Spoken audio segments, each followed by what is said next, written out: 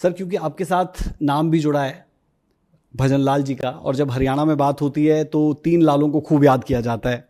पंचकुला शहर की बात करते हैं तो उन्हीं का बसाया हुआ है।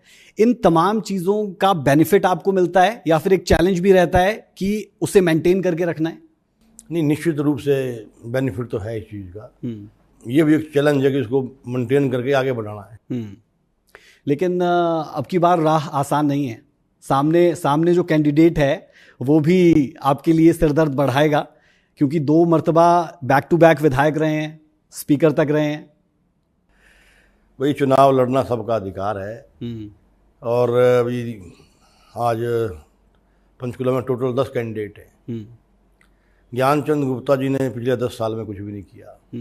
पंचकुला की सड़कों का हाल देखिए, पार्कों का हाल देखिए, स्ट्रे एनिमल का हाल देखिए, गऊ माता सड़क पे प्लास्टिक खा रही है।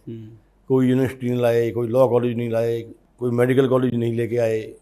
मैं अगर इन शॉर्ट बोलूँ तो 10 साल में इन्होंने कुछ भी नहीं किया सिवाय जुमलों के। तो मेरे लिए कोई सिरदर्द नहीं है।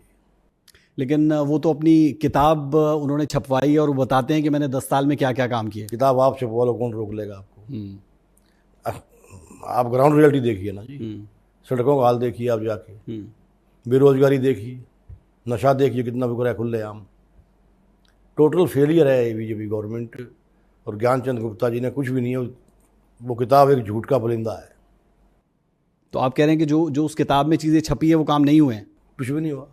और वो तो साथ साथ ये भी कहते हैं कि आप भी जो है वो 18 साल तक रहे, विधायक भी रहे, काम भी आपने उस दौरान किए होंगे, लेकिन वो कहते हैं कि मैंने उनसे कहीं ज़्यादा काम करवा दिए। हालांकि वो क्षेत्र काल का था और वो आपको बाहरी होने की बात भी कहते हैं। नहीं, ये जो पंचकुला है कालका का हिस्सा था। इसको जिला मेरे फादर ने बनाया जी।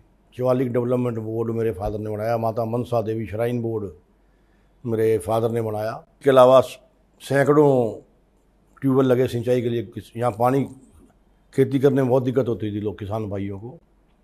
फिर पीने के पानी लगाए, सड़कों पीने के पानी के ट्यूबवेल लगाए, सड़कों का जाल बिछाया हमने, घर घर तक बिजली पहुँचाई हमने।